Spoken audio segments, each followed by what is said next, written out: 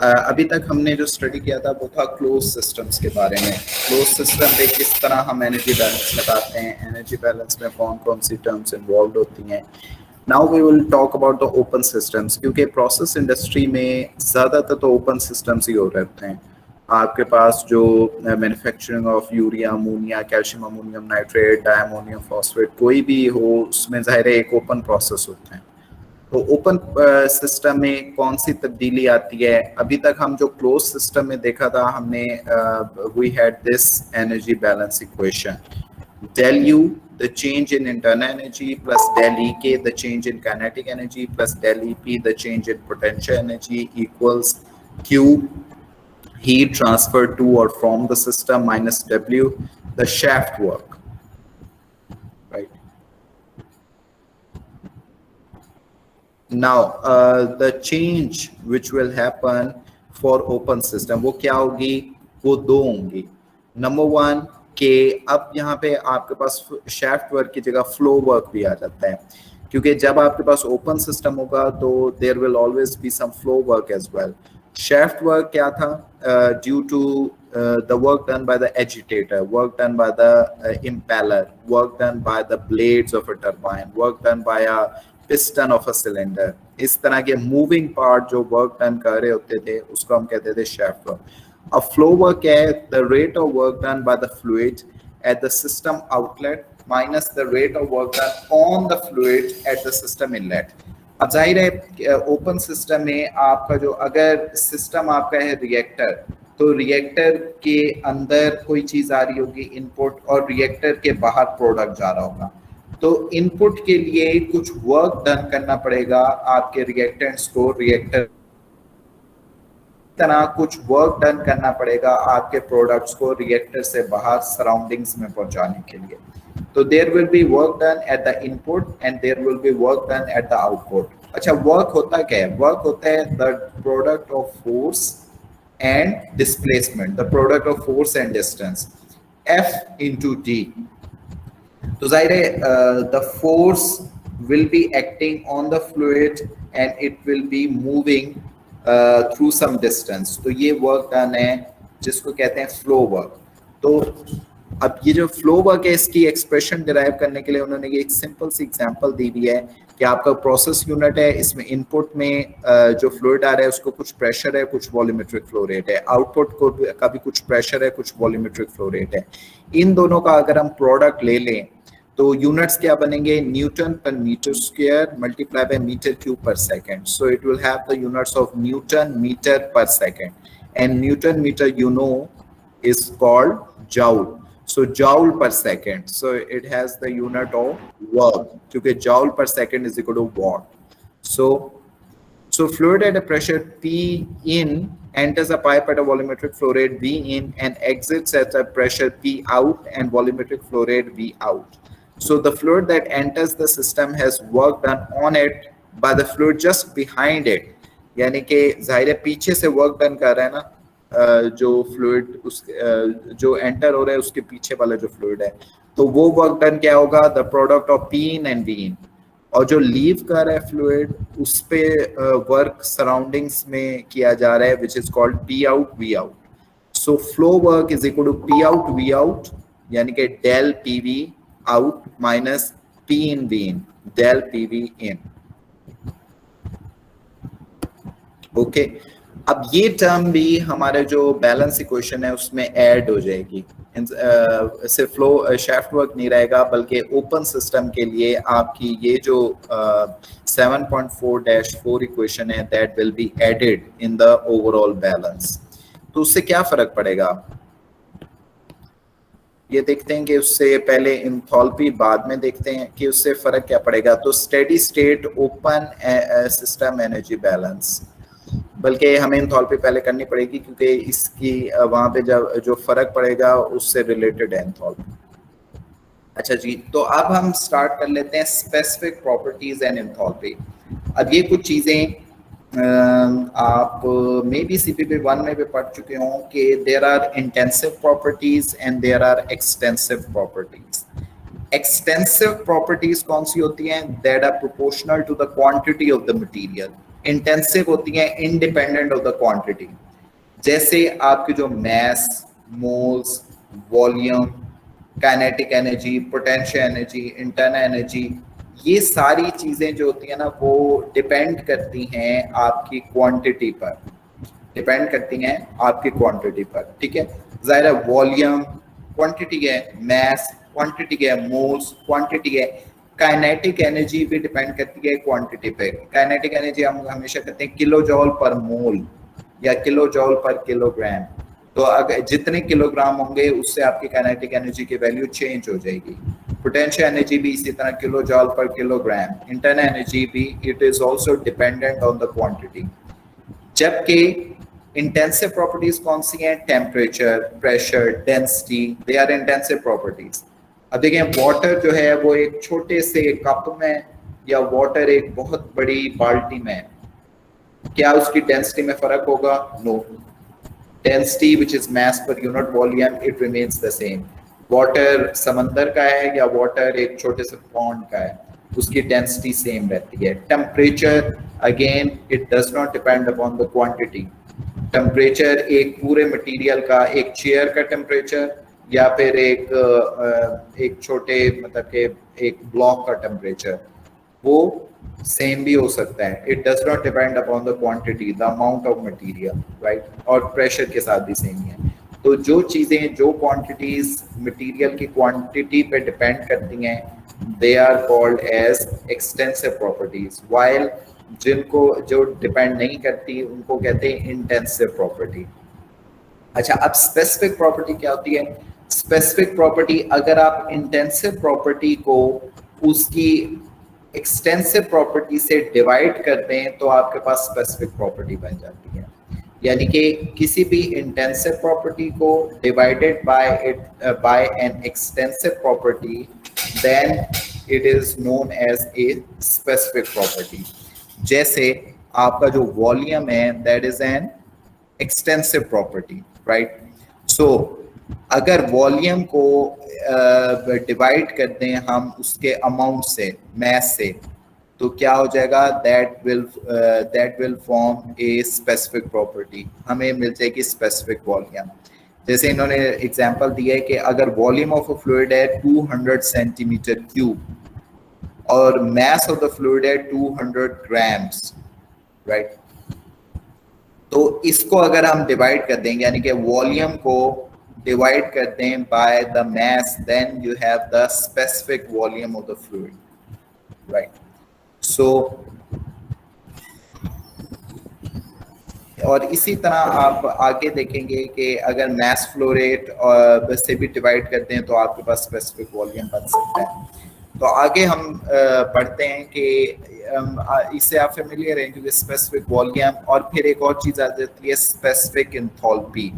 तो specific enthalpy कैसे होगी कि this is the formula which you must have seen before as well in the previous classes कि the specific enthalpy। अच्छा, अब बुक की जो नोमेनक्लेचर है इसमें जब भी स्पेसिफिक प्रॉपर्टी होगी ना तो उसको डिनोट किया जाएगा विद अ कैप, जैसे कि H cap, U cap, V cap.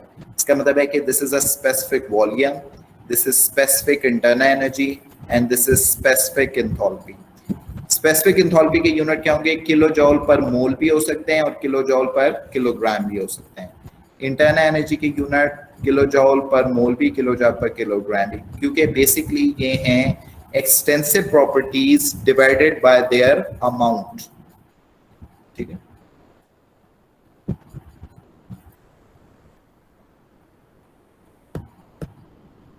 Extensive properties divided by their amount. अच्छा, इसमें आपने यहाँ पे कंफ्यूज नहीं होना कि a specific property is an intensive quantity divided obtained by dividing an extensive property by the total amount, ठीक है। स्पेसिफिक प्रॉपर्टी इंटेंसिव है, यानी कि बेसिकली एक्सटेंसिव को हमने इंटेंसिव बना दिया है उसके टोटल अमाउंट से डिवाइड करके, ठीक है।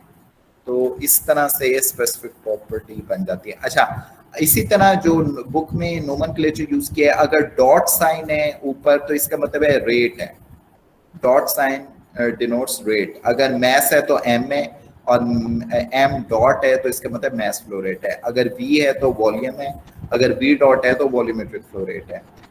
ठीक है, तो इस तरह से ये चीजें। अच्छा, अब हम रेट निकाल सकते हैं when you multiply the specific amount by the amount. अब देखेंगे स्पेसिफिक क्वांटिटी है joule per kilogram multiply by mass flow rate which is kilogram per second, तो आपके पास जूल पर सेकंड आ गया विच इज इंटरनल एनर्जी।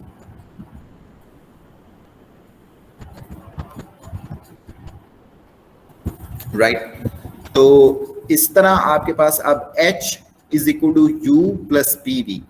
तो ये अगेन आप पढ़ चुके हैं कि जो टोटल स्पेसिफिक एंथैल्पी होती है ना, that is equal to the internal energy plus the product of pressure and volume. और अभी हम कुछ देख चुके हैं कि flow work is also the product of pressure and volume. ठीक है, तो ये चीज अब आगे जाके हम देखेंगे कि ये प्रेशर और वॉल्यूम क्योंकि एंथैल्पी पे वही है, तो फिर इनका हम अगेन अब ये जो जैसे काइनेटिक एनर्जी और पोटेंशियल एनर्जी को समझने के लिए छोटी सी न्यूमेरिकल्स थे ऊपर, इसी तरह एंथैल्पी की कैलकुलेशन के लिए ये न्यूमेरिकल है which is very very simple. Internal energy दी हुई है, प्रेशर दिया हुआ है, स्पेसिफिक वॉल्यूम दिया हुआ है, आपने फार्मूला लगा के सिर्फ कैलकुलेट करना है इसको, और बाकी यूनिट कन्वर्जन्स हैं। पहले स्पेसिफिक एंथैल्पी कैलकुलेट कर लेंगे और फिर स्पेसिफिक एंथैल्पी से रेट ऑफ एंथैल्पी कैलकुलेट हो सकती है अगर आप स्पेसिफिक एंथैल्पी को मल्टीप्लाई कर दें उसके अमाउंट से। In this case specific enthalpy is in joule per mole and amount is in moles per hour, तो उसको मल्टीप्लाई कर दिया, then you have the rate, क्योंकि मोल कैंसल हो जाएगा and you have joule per hour, the rate of enthalpy. So this is just for your exercise और हम आगे बढ़ते हैं। अब देखें हमारे पास जब ओपन सिस्टम होगा ना तो फ्लो वर्क भी इंक्लूडेड हो जाएगा, तो जो बैलेंस इक्वेशन है उस पर क्या फर्क पड़ेगा वो देखते हैं। So the steady state open system energy balance, अब क्या हुआ है, सिर्फ एक तब्दीली आई है कि ये देखें फ्लो वर्क भी ऐड हो गया है। Output streams का sum of all the products of pressure and volume in the output streams minus sum of all the products of pressure and volume in the input streams, तो इसको भी add कर देंगे तो आपके पास इस तरह के सिनारियो बन जाएगा। अच्छा, अब चूंकि फ्लो वर्क भी आ गया, on the left hand side हमारे पास है इंटरनल एनर्जी और फ्लो वर्क, राइट। तो ये जो इंटरनल एनर्जी और फ्लो वर्क है, in other words internal energy plus the product of pressure and volume, अभी हम देख चुके हैं कि ये किसके बराबर होता है, एंथैल्पी के। तो ओपन सिस्टम बैलेंस में आपके पास जो इंटरनल एनर्जी है that will be replaced by enthalpy. तो सिंपली देखें यहाँ पे इन्होंने शो किया कि एंथैल्पी आ गया। अब तो फर्क सिर्फ क्या है कि for open systems we have enthalpy and बाकी चीजें वही हैं बिल्कुल, और यहाँ पे सिर्फ शाफ्ट वर्क आ गया on the right hand side. Close systems में सिर्फ होता ही शाफ्ट वर्क था, there was no flow work. और एक और चीज देखें कि तमाम जो क्वांटिटीज हैं they are now dotted. Dotted का मतलब ये है दे आर ऑल रेट्स, क्योंकि कॉन्टिन्यूस फ्लो होगा ना ओपन सिस्टम में। There will be rate of kinetic energy, rate of potential energy, rate of enthalpy, rate of heat and rate of work, right? So this is equation 7.4-15 is the energy balance equation for open systems, और ये सबसे ज्यादा use होने वाली equation होगी। Close system से बिल्कुल related ही है, लेकिन ओपन सिस्टम प्रोसेस इंडस्ट्री में almost 90% open systems ही होते हैं। So we will be using this equation a lot.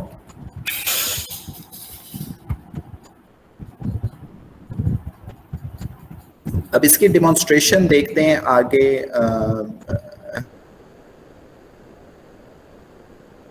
There will also be class participation marks.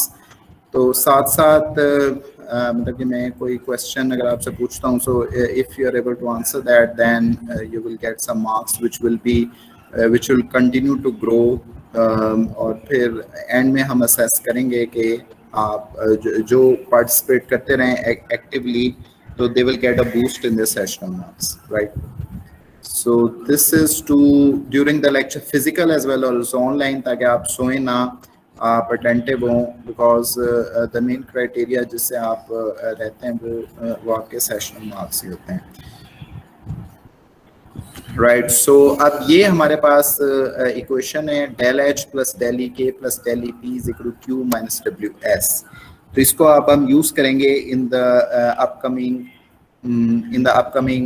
numerical, और देखेंगे कि just like for a close system हम किस तरह से एनर्जी बैलेंस को इस्तेमाल करते हुए एक एक पहले टर्म को देखते थे कि इस सिचुएशन में वो जीरो हो गई है या स्टे कर गया, और फिर उसको कैलकुलेट करते थे। तो हम इसी तरह इस पे भी अप्लाई करेंगे, right?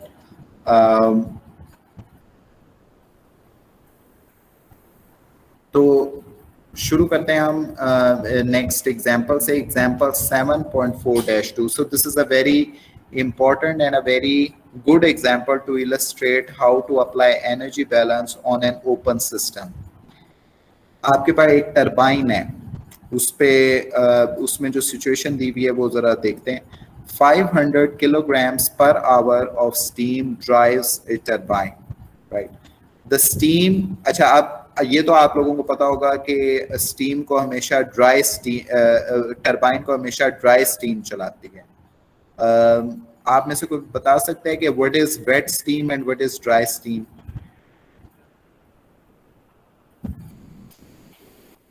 Actually this is not related to CPP2 yet. मेरे ख्याल में CPP1 में आपने अभी पढ़ा नहीं, ठीक है, सॉरी, वो मैंने फिफ्थ सेमेस्टर 2 के 19 को भी पढ़ाया था ना, ये ट्रांसफर तो इसलिए।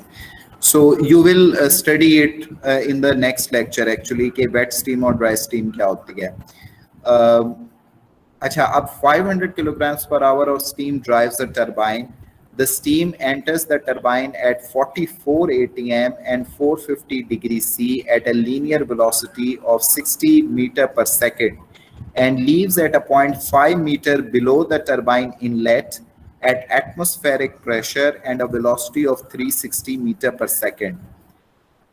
The turbine delivers shaft work, क्योंकि ज़ाहिर है टरबाइन में ब्लेड्स भी लगे हुए होते हैं, तो shaft work है 70 kilowatt का, and the heat loss from the turbine is estimated to be 10 raised to power 4 kilocalories per hour. Calculate the specific enthalpy change associated with the process. अब देखें, एक बड़ी इंटरेस्टिंग एग्जांपल है कि एक turbine है, उसमें जो फीड हम दे रहे हैं, जो स्टीम है, स्टीम टरबाइन को चला रही है। टरबाइन जब चलेगा तो इलेक्ट्रिसिटी प्रोड्यूस होगी और इलेक्ट्रिसिटी फिर वो ग्रिड में जाएगी। तो क्या चला रही है? स्टीम उसको चला रही है। स्टीम का फ्लो रेट है 500 किलोग्राम पर आवर, और वही स्टीम उसी फ्लो रेट से बाहर भी निकल रही है। जो प्रेशर है इनलेट का वो 44 atm है, आउटलेट पे प्रेशर हो गया है 1 atm, क्योंकि जाहिर है it will lose its pressure. अच्छा, टेम्परेचर इनलेट पे 450 डिग्री सेंटीग्रेड है और आउटलेट पे टेम्परेचर हमें नहीं पता, इट्स नॉट गिवन, राइट? अच्छा, इनलेट पे जो वेलोसिटी है स्टीम की वो है 60 मीटर पर सेकेंड, और आउटलेट पे उसकी वेलोसिटी और ज़्यादा हो गई है, वो है 360 meter per second, right? So because of the action of the blades of the turbine the velocity has increased. Heat जो प्रोड्यूस हो रही है वो है -10⁴ kilo calories per our.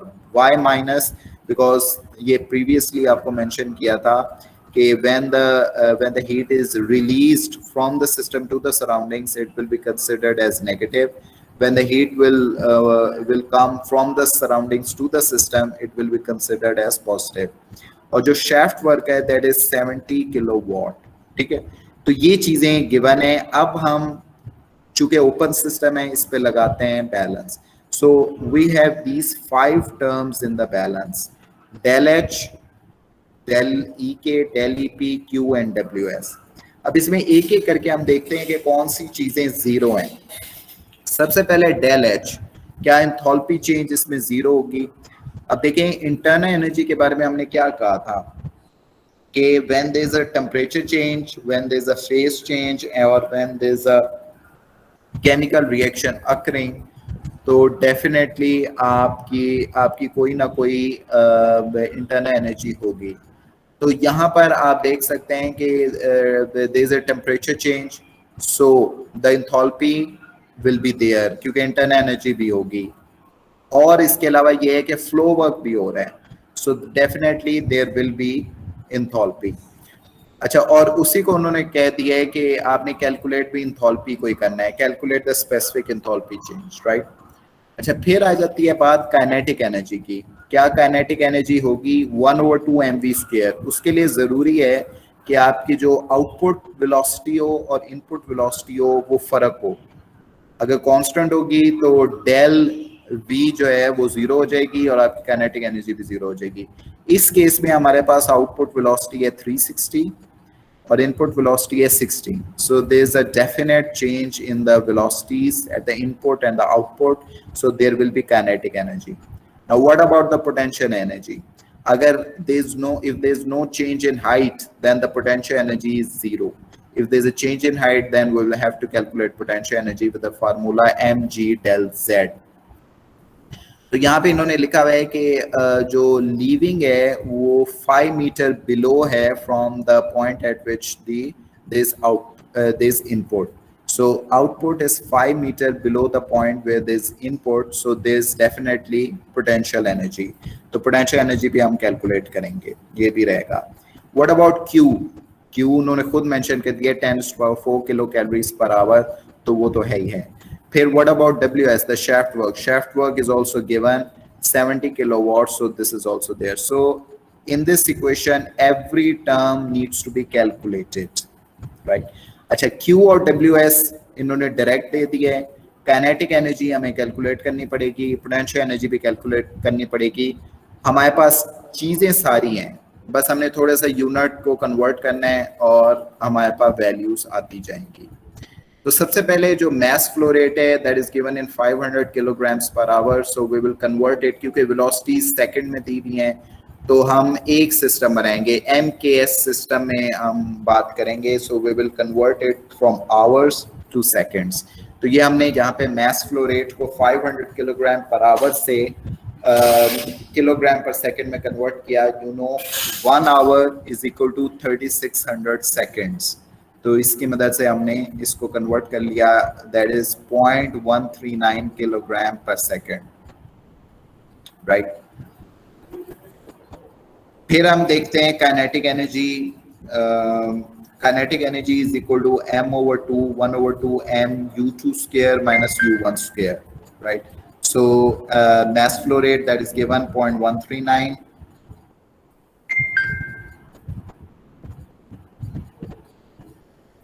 okay, that is 0.139 kilogram per second or divided by 2. अच्छा, u2² that is 360 meter per second square, and then u1² is equal to 60 meter per second square. तो बाकी चीजें देखें, हमने सिर्फ देखा है कि यूनिट्स को कैसे करना है। 1 watt is equal to joule per second, joule is equal to newton meter, and then 1 kilowatt into watt.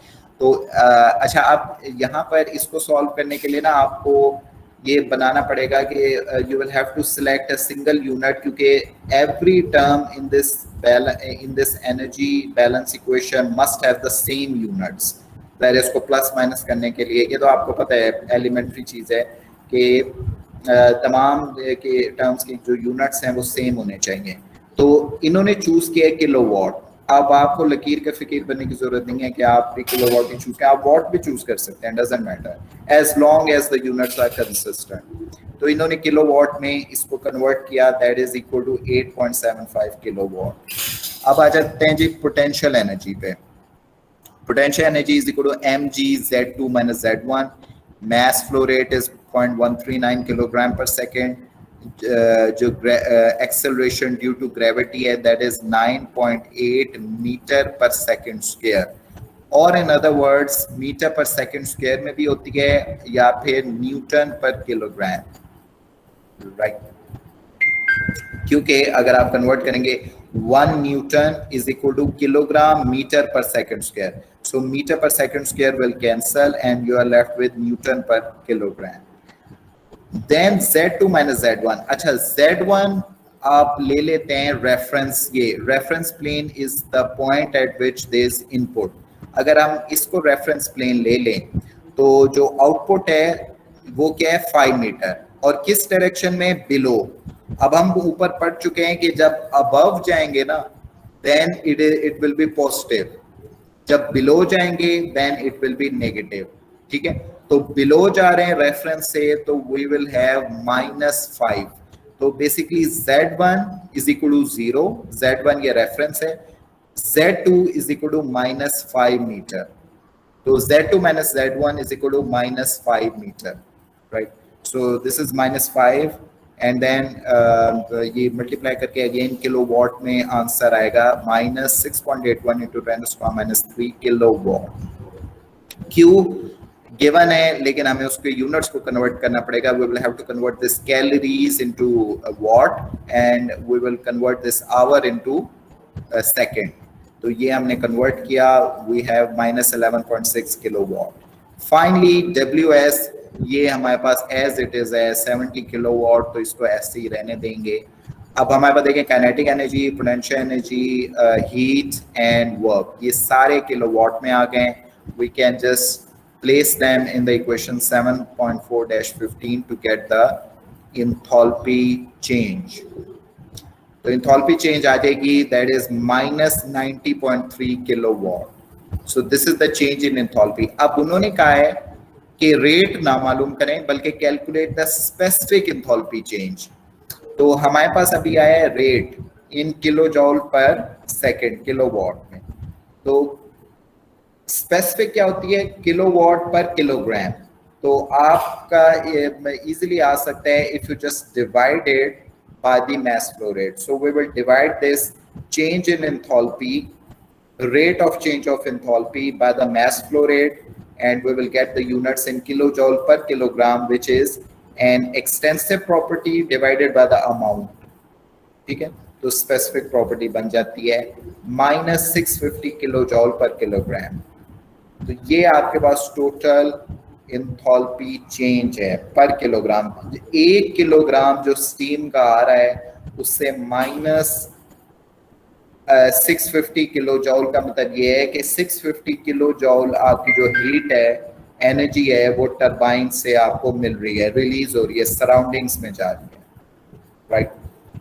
For 1 kilogram of steam, for each kilogram of steam 650 kilojoule of energy is being generated, is being thrown into the surroundings।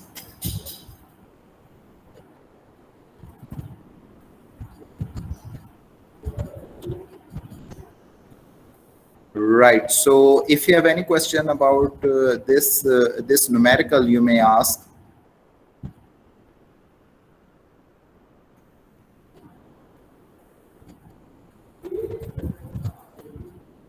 Sir जब कोई चीज नीचे की तरफ flow करती है तो negative sign लगता है।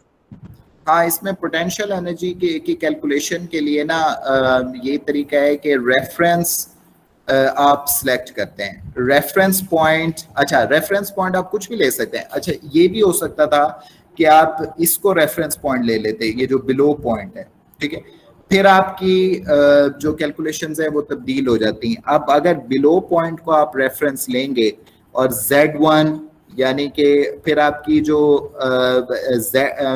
इसको अगर आपने रेफरेंस ले लिया तो आपका जो Z1 है दैट इज -5, ठीक है, बल्कि sorry Z1 then will be equal to +5 क्योंकि हम ऊपर जा रहे हैं, ठीक है। Z1 will be +5 and Z2 will be 0। अब Z2 - Z1 जब करेंगे तो 0 - +5, तो आपके पास फिर भी आंसर जो है वो -5 ही आएगा।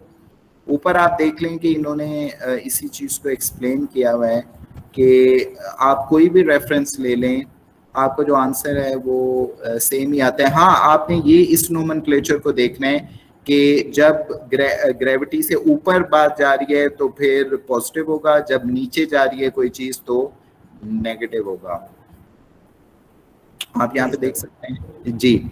तो कि where g is the acceleration of gravity and z is the height of the object above a reference plane, above a reference plane। तो रेफरेंस प्लेन जो आपने सिलेक्ट की है z है, हाइट अबव, तो अगर अगर जैसे मैंने नीचे वाली जो आउटपुट है उसकी लाइन को रेफरेंस ले लिया, तो जो अबव जा रही है वो फिर +5 हो जाएगी, जो बिलो जा रही है वो -5 होगी। ठीक है, जो आंसर आएगा Z2 - Z1 वो इन्होंने ये पे देखें लिखा हुआ है, since we are normally interested in the change in potential energy when a body of fluid moves from one elevation to another, the elevation chosen as the reference plane does not matter। तो आप या तो input की ले लें, output की ले लें, या आगे भी जो न्यूमेरिकल हम करेंगे उसमें आप देखेंगे कि रेफरेंस प्लेन कोई भी चूज कर लें, जो आंसर आएगा after applying Z2 - Z1 that will remain the same.